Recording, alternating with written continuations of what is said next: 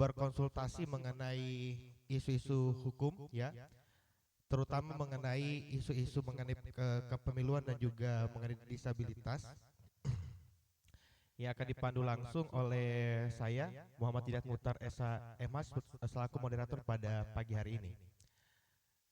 Untuk pemateri pertama, jadi kita santai saja untuk rubrik pada hari ini. Jadi panelis 3 orang di depan untuk memberikan seputar pengetahuan hukum kepada masyarakat ya, baik yang hadir secara offline maupun yang hadir secara online ya.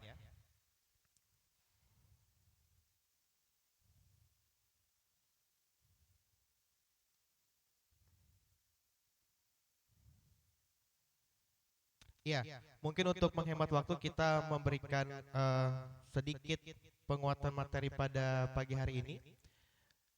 Saya awali dari Pak Suwitno, Yuta Imran.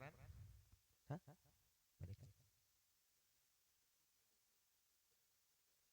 Oh, iya. Iya, jadi untuk pemateri pertama secara ringkas nanti akan diberikan oleh Bapak Weni Almarhum Tungga dengan tema mengenai ketenagakerjaan. Ya nanti akan disambung ya oleh Pak Jamroni dan juga Pak Suwitno. Dipersilakan. Baik, terima kasih. Uh, Assalamualaikum warahmatullahi wabarakatuh. Baiklah, salam sehat di pagi yang cerah ini. Selamat bertemu buat pemirsa ataupun pemerhati hukum yang ada di seluruh provinsi Gorontalo.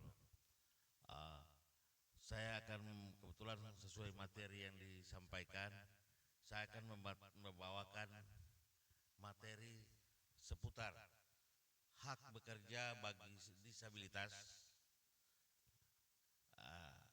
karena memang fenomena ini sering terabaikan.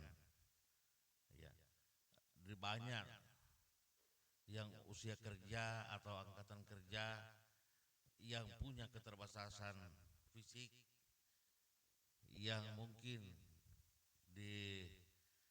diabaikan oleh sebagian orang, sementara mereka justru di lain sisi mereka punya keterbatasan, tapi di sisi lain Allah memberikan kelebihan yang kita tidak,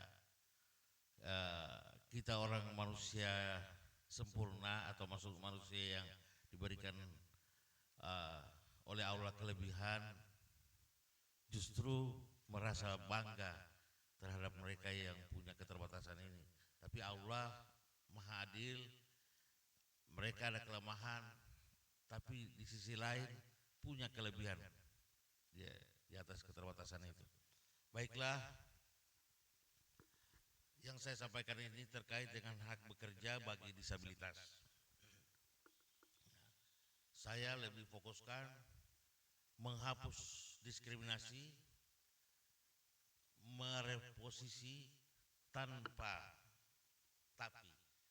Kenapa saya sampaikan begitu? Reposisi tanpa tapi artinya mengatur kembali struktur ketenagakerjaan ini dengan mengakomodir hak-hak disabilitas tanpa ada kata tapi. Selanjutnya, disabilitas itu merupakan bagian dari keberagaman. Data dari Kominfo tahun 2023, jumlah penyandang disabilitas di Indonesia mencapai 22,97 juta jiwa, sekitar 8,5% dari jumlah penduduk Indonesia. Dengan jumlah disabilitas terbanyak itu pada usia lanjut.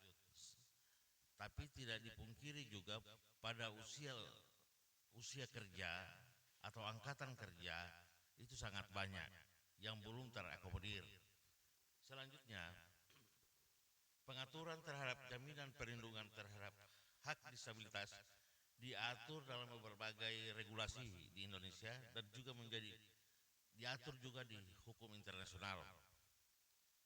Yang pertama, regulasi di dunia internasional, Konvensi Hak Penyandang Cacat, Resolusi PBB nomor 61 garing 106.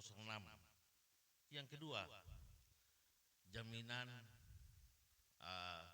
di Undang-Undang Dasar 1945, kita tahu bersama bahwa di pasal 27 ayat 2 juga diatur terkait dengan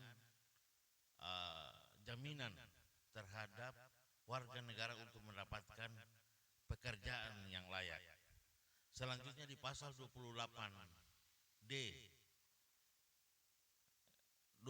ayat 2 yang menyebutkan bahwa setiap orang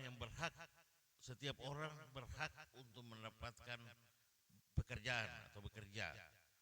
Di 28H kembali di ayat 2 menyatakan setiap orang berhak mendapatkan kemudahan dan perlakuan khusus.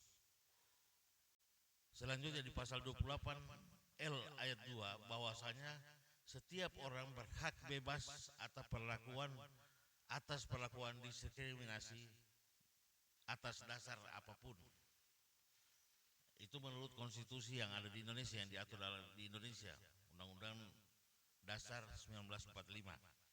Selanjutnya, regulasi pelaksanaan itu Undang-Undang Nomor 8 tahun 2016 tentang penyandang disabilitas.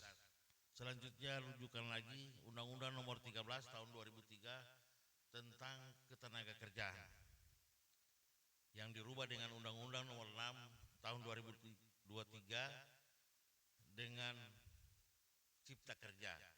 Selanjutnya Undang-Undang Nomor 39 tahun Undang-Undang Nomor 39 tahun 99 tentang HAM. Selanjutnya hak bekerja bagi disabilitas. Hak untuk bekerja menjadi salah satu hak yang dapat diterima oleh disabilitas yang diatur melalui Undang-Undang Nomor 8 tahun 2016 tentang penyandang disabilitas. Selanjutnya pada pasal 11 masih dalam Undang-Undang Nomor 8 tahun 2016, hak pekerjaan itu kewirausahaan dan koperasi bagi penyandang disabilitas meliputi hak memperoleh pekerjaan yang diselenggarakan oleh pemerintah daerah dan atau swasta tanpa diskriminasi. Memperoleh upah yang sama dengan tenaga kerja yang bukan penyandang disabilitas dalam jenis pekerjaan dan tanggung jawab yang sama. Memperbaiki akomodasi yang layak dalam pekerjaan, tidak diberhentikan karena alasan disabilitas, mendapatkan program kembali kerja, penempatan kerja yang adil, profesional, dan bermartabat. Selanjutnya memperoleh kesempatan dan mengembangkan jenjang karir serta segala hak normatif yang melekat di dalamnya. Dan yang terakhir, memajukan usaha memiliki pekerjaan sendiri, wira swasta, pengembangan koperasi, dan memulai usaha sendiri atau berwira swasta. Selanjutnya, konteks permasalahan disabilitas saat ini. Yang pertama saya sampaikan bahwa bangunan perusahaan yang belum menerapkan disabilitas friendly. Artinya bahwa perusahaan atau lembaga-lembaga yang mempekerjakan disabilitas itu belum memfasilitasi dengan peralatan disabilitas. Ya, misalnya jalannya, koridornya difasilitasi dan lain-lain. Pengawasan yang kedua, pengawasan yang lemah terhadap kepatuhan perusahaan dalam memberikan kesempatan kerja bagi disabilitas. 3, syarat pendidikan tinggi bagi disabilitas. Selanjutnya, minimnya pelatihan kerja dan keberlanjutan kerja yang dialokasikan oleh Pemda. Yang terakhir, presentasi kewajiban